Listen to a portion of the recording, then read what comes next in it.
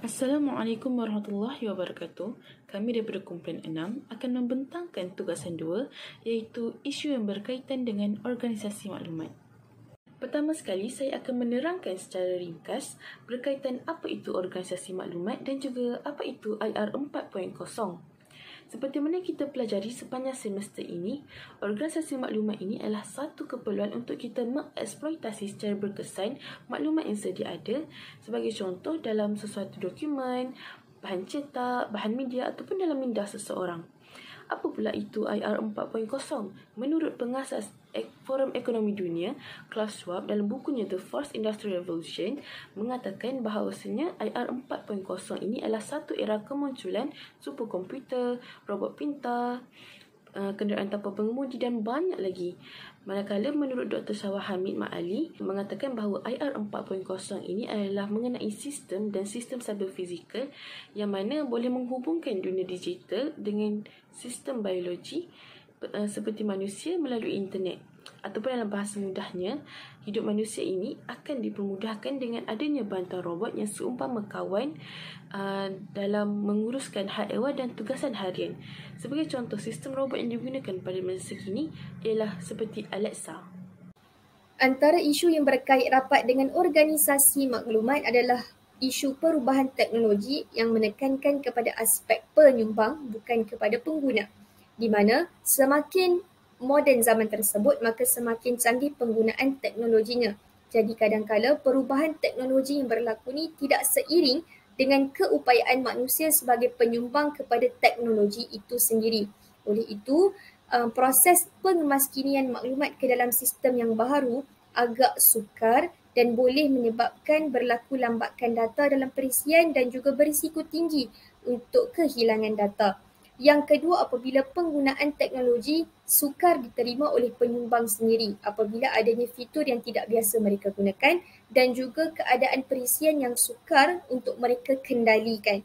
Oleh itu, isu perubahan teknologi daripada pihak penyumbang ini sebenarnya memberi impak yang agak besar terhadap organisasi maklumat.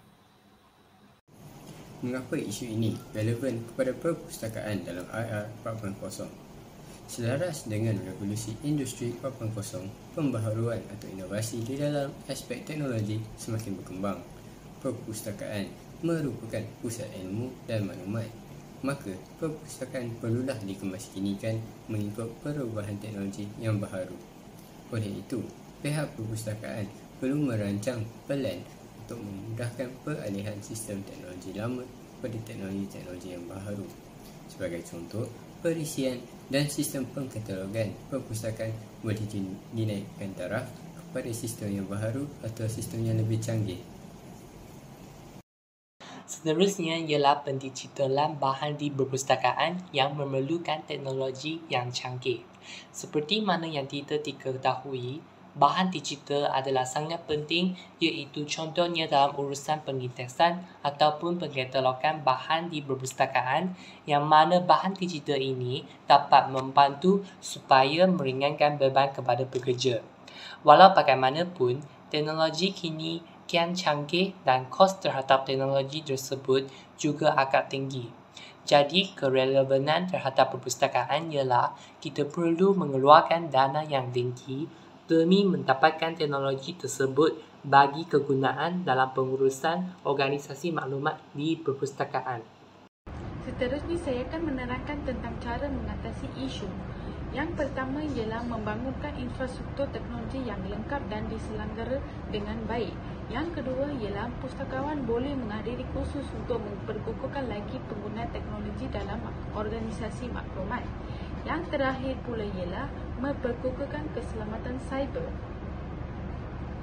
Apa yang kami dapat rumuskan adalah setiap sesuatu yang dicipta itu pasti akan ada kelebihan dan kekurangannya, dan setiap masalah wujud itu pasti akan ada penyelesaiannya.